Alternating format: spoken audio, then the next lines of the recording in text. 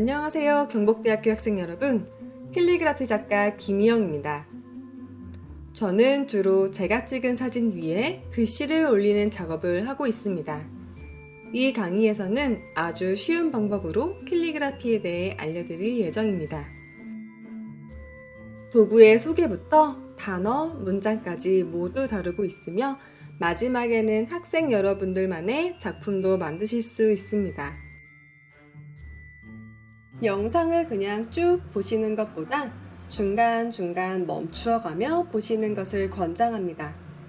수일에 걸쳐 연습을 해주신다면 훨씬 더 좋은 결과를 얻으실 수 있을 거예요.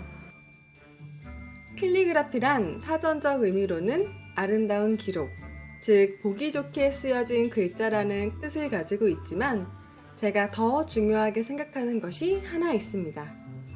캘리그라피는 단순히 보기 좋게 쓰는 것뿐만 아니라 감정을 표현하는 도구입니다. 표현하고자 하는 감정을 글자에 담아 읽는 사람으로 하여금 같은 감정을 느끼게 하는 글씨가 잘 쓰여진 캘리그라피입니다.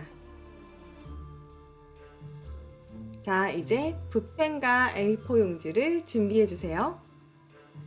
제가 평범한 노트가 아니라 A4 용지를 준비한 이유는 A4 용지가 잘 번지지 않고 붓펜이 매끄럽게 잘 나가기 때문입니다. 캘리그라피는 붓, 만년필, 펜, 붓펜 등 많은 도구를 사용하는데요. 저희가 함께 사용해 볼 도구는 쿠레타케 붓펜 22호입니다. 사용하기 전에 가운데 부분을 돌려 열어 노란색 보호링을 빼주어야 합니다.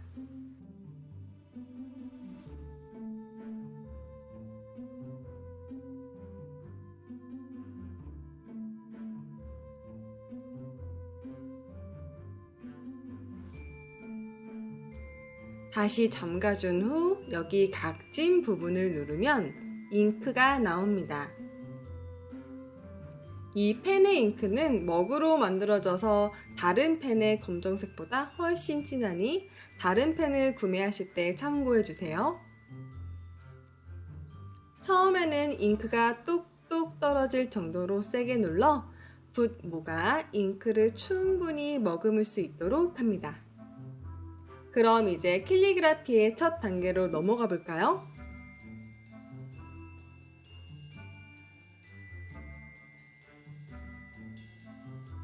캘리그라피의 가장 기초가 되는 것은 바로 선 연습입니다.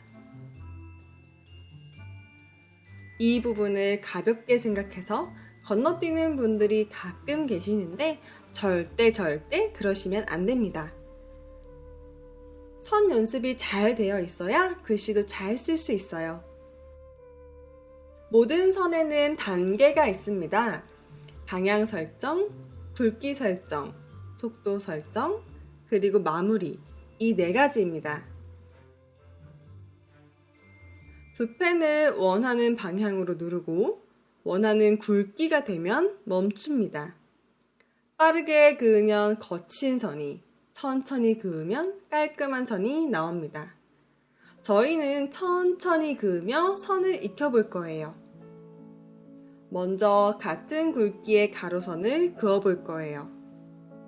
평소 연필이나 펜을 잡듯이 붓펜을 잡고 앞서 배운 것처럼 방향을 설정한 뒤 원하는 굵기에서 멈추고 천천히 긋습니다. 붓을 그냥 떼면 이렇게 보기 싫은 붓자국이 남아요. 이 부분을 커버해주는 것까지가 가로선의 과정입니다. 마무리는 붓을 종이에서 충분히 들어 붓의 끝만으로 거친 부분을 가려줍니다. 선이 이런 식으로 그어지는 분들이 있을 거예요. 선을 그을 때 누르는 힘이 처음에 누르는 힘보다 약해서 그렇습니다. 처음에 준 힘을 그대로 유지하며 선을 그어주어야 깔끔한 모양으로 그을 수 있어요. 세로선도 같은 방법이에요. 아래쪽으로 방향을 설정하고 원하는 굵기에서 멈추고 천천히 마무리는 붓을 충분히 들어 거친 부분을 가려줘요.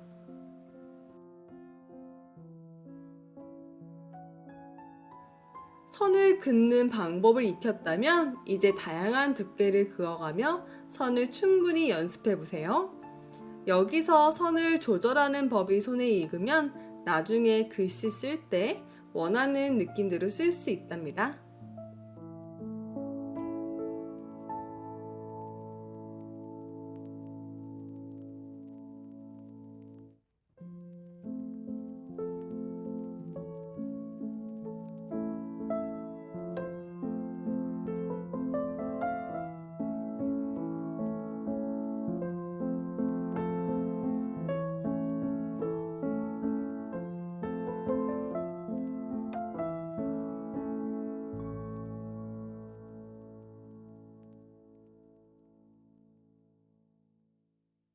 직선에 익숙해졌다면 이제 그 직선들을 자연스럽게 잇는 방법을 배워야 합니다. 기역과 니은을 통해 잇는 방법을 알아볼게요. 가로선을 긋고 바로 아래로 내리면 이렇게 선이 지저분하게 됩니다. 붓 방향이 갑자기 바뀌었기 때문인데요. 이를 방지하기 위해서는 중간 과정이 필요합니다. 아주 살짝만 대각선으로 진행하는 건데 실제로 대각선 방향의 선을 긋는다기보다 붓의 방향을 바꾸어 준다는 느낌으로 진행합니다. 그 다음 내려 긋는 선을 그으면 깔끔하게 꺾인 선을 그을 수 있어요. 니은도 마찬가지겠죠? 중간 과정 없이 긋게 되면 이렇게 튀어나온 부분이 생깁니다. 하지만 대각선 방향으로 조금 진행한 뒤 가로선을 그으면 이렇게 깔끔한 선이 완성됩니다. 기역과 니은을 번갈아 가며 튀어나온 부분이 없도록 신경 써서 연습해 주세요.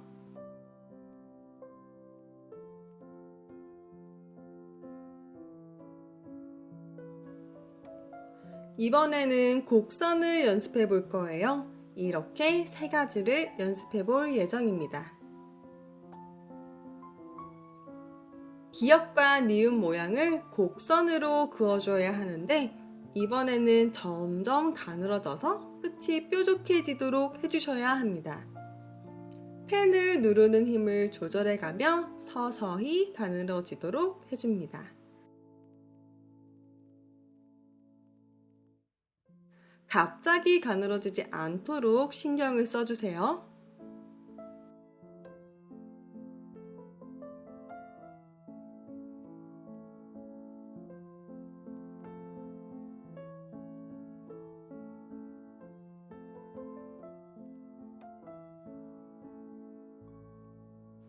그 다음은 이응입니다. 이응은 올라가는 선이 어려워요. 빠르지 않고 천천히 힘을 조절해 가며 이응이 뭉개지지 않도록 연습해 보세요. 선 연습은 전부 천천히 해주셔야 합니다. 그리고 충분한 선 연습이 동반되어야 글씨도 원하는 대로 쓸 수 있으니 선 연습은 많이 할수록 좋습니다. 그럼 이제 본격적으로 글씨를 써볼까요?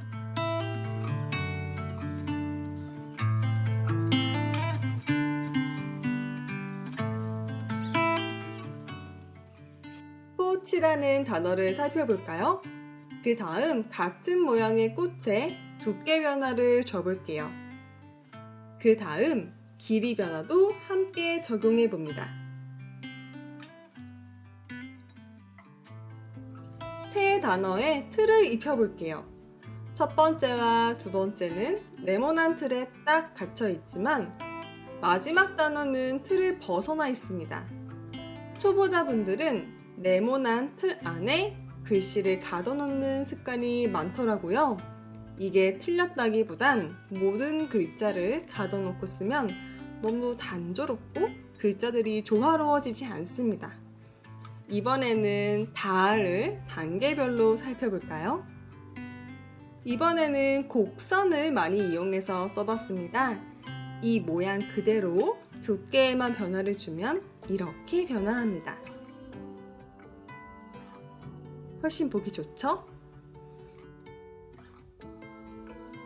그 다음엔 틀을 벗어나게 써보면 더욱 풍부해 보이는 글자가 완성되었어요.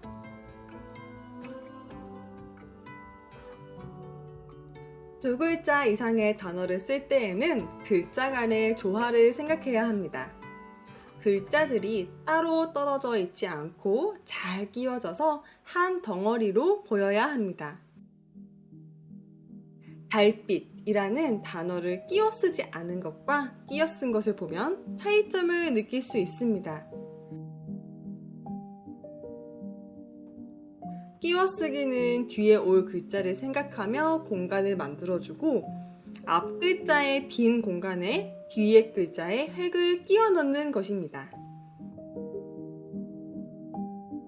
끼워쓰기가 되지 않는 글자의 경우에는 간격을 좁게 쓰면 됩니다. 하지만 주의할 것은 절대 획이 만나지 않게 해야 한다는 것입니다. 세 글자 단어를 써볼까요? 장마철을 함께 써볼게요. 장을 먼저 쓰는데 뒤에 올 글자를 생각해서 획을 뒤로 길게 빼지 않도록 유의합니다. 그 다음 아래 남은 공간에 마를 씁니다. 위아래로 남는 공간에 철의 획을 잘 끼워서 씁니다. 세 글자가 넘어가면서는 글자가 위아래로 들쑥날쑥하지 않도록 위치를 잘 잡아야 합니다. 그럼 이제 문장을 써보도록 할게요.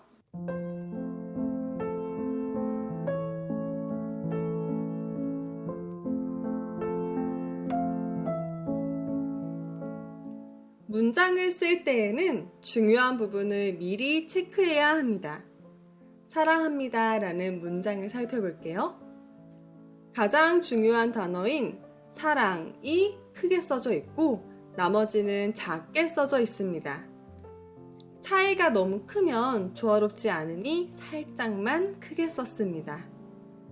그리고 한 덩어리처럼 보이기 위해 글자들을 잘 끼워서 써주었어요. 그 다음 위아래로 들쑥날쑥 하지 않도록 중심을 한 줄에 맞추어 썼습니다. 문장을 쓸 땐 중요한 부분 체크, 끼워쓰기, 중심 맞추기 세 가지를 기억하셔야 합니다. 그럼 이 세 가지를 적용해서 함께 문장을 써볼까요? 저희가 함께 써볼 문장은 바람이 부는 날입니다. 우리는 초보이기 때문에 띄어쓰기 없이 쓸 거예요. 저는 바람을 중요한 부분으로 체크해 둘 거예요. 하지만 나머지를 모두 다 같은 크기로 쓰면 너무 지루하니까요. 살짝 크기 변화를 줄 예정입니다. 바람이 가장 크고 그 다음 부와 날이 중간 크기, 나머지는 가장 작은 사이즈입니다.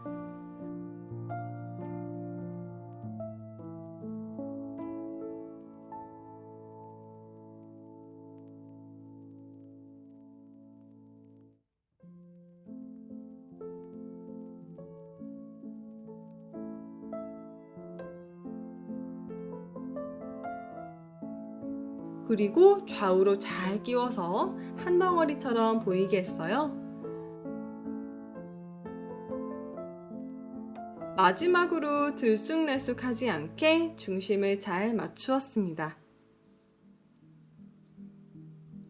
문장을 쓸 땐 중요한 부분 체크, 끼워쓰기, 중심 맞추기 꼭 잊지 마시길 바랍니다.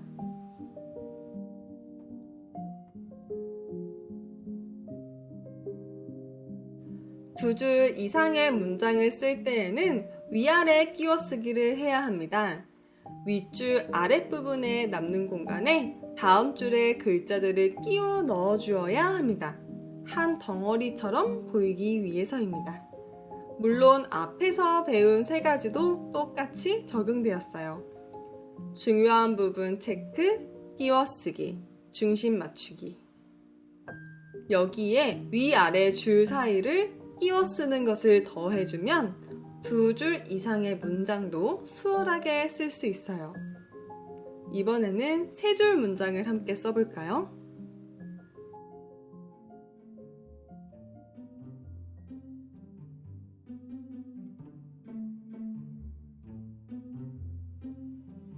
중요한 부분을 체크하기에 앞서 줄마다 비슷한 글자 수가 되게끔 줄바꿈할 위치를 정합니다. 그 다음 중요한 부분을 체크하고 중심을 맞추어 가며 잘 끼워서 씁니다.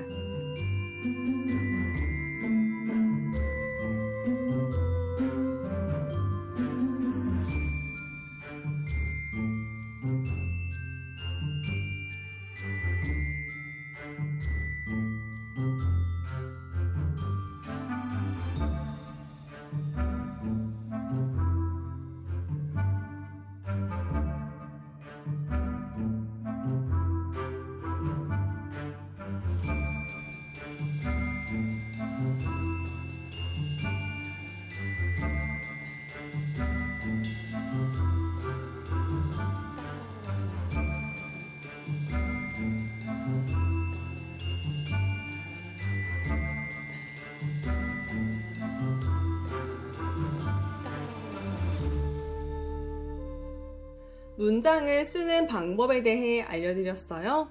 끼워쓰기에 너무 집중하다가 글씨가 들쑥날쑥한 경우가 많으니 꼭 유의하시면서 차근차근 연습해보세요. 이번에는 한 문장을 다양한 구도로 연출해 볼 거예요. 한 줄, 지그재그, 가운데 정렬.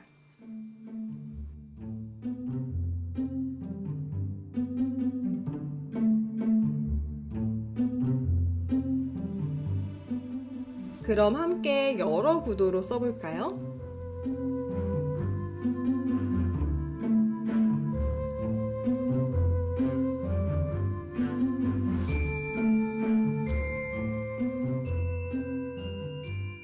한 줄로 쓸 때에는 중심을 맞추기 어렵기 때문에 미리 연필로 중심선을 그어놓고 쓰면 좋습니다.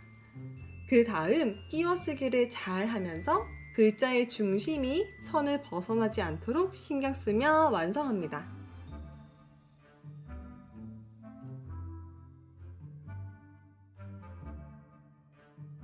크기도 다양하게, 끼워쓰기도 신경 쓰면서, 그리고 들쑥날쑥하지 않게 중심을 잘 맞추었습니다.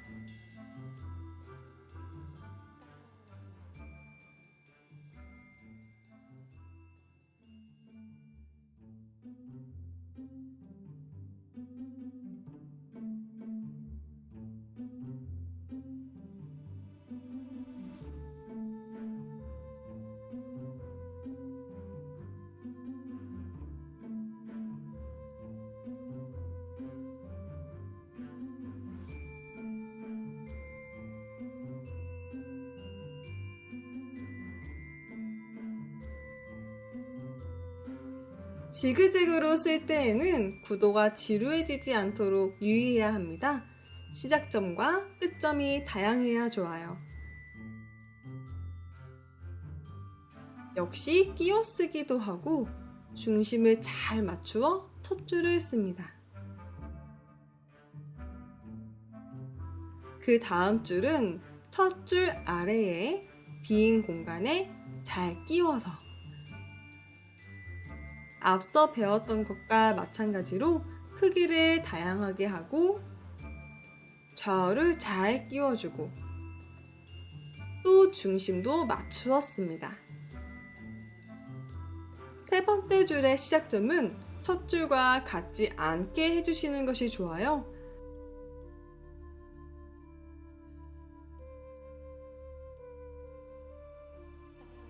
끝점도 모두 다른 위치에 있는 게 좋습니다. 시작점과 끝점이 다양해야 좋아요. 가운데 정렬은 말 그대로 좌우 대칭으로 써주는 구도를 말합니다. 살짝 지루한 감은 있지만 안정감을 원할 때 쓰기 좋은 구도예요. 가운데 정렬은 구도 잡기가 크게 어렵지 않아요. 위아래 끼워 쓰기에 유의하며 써줍니다.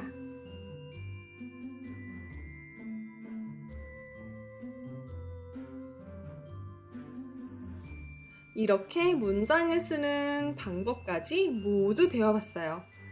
이제 배운 것들을 응용해서 나만의 노트를 만들어 볼 거예요.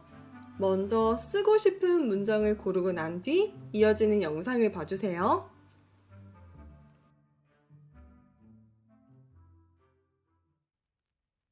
노트를 만들기 위해 몇 가지 준비물이 필요합니다. 노트, 연필, 붓펜, 연습지, 그리고 가위입니다. 먼저 연습지에 연필로 스케치를 해볼 거예요. 배운 내용을 토대로 원하는 구도를 스케치합니다.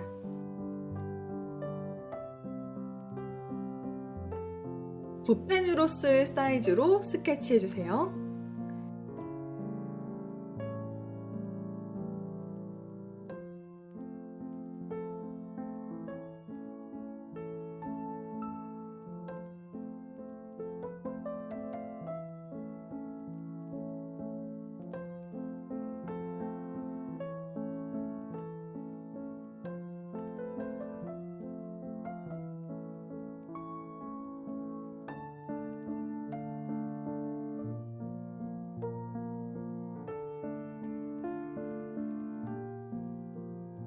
스케치가 다 되었으면 스케치 위에 직접 붓펜으로 씁니다.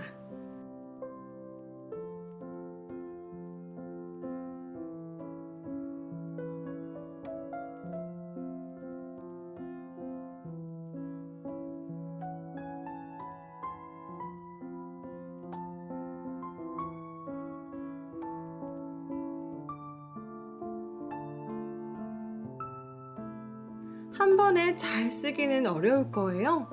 여러 번 연습해서 원하는 느낌이 나올 때까지 써주세요. 가장 마음에 드는 글씨가 나왔다면 그 글씨를 가위로 오립니다. 가위로 오릴 때의 팁은 글자에 가깝게 오린다는 거예요.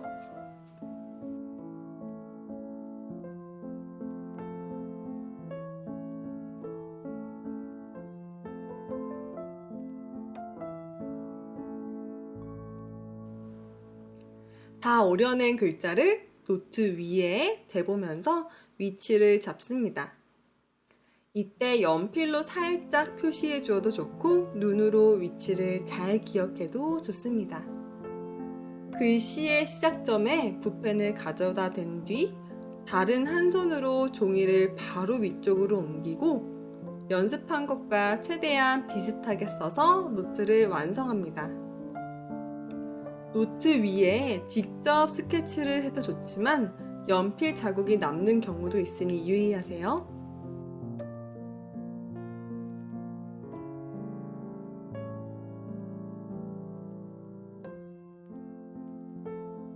노트 위에 직접 스케치를 하셨다면 꼭 잉크가 모두 마른 뒤 지우개질을 하셔야 합니다.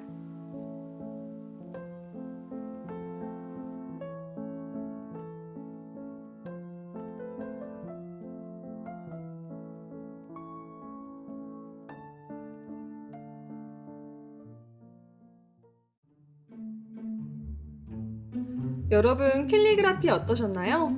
생각보다 어려우셨을 거예요. 글씨를 쓰는 일이 이렇게 복잡했었나 싶죠?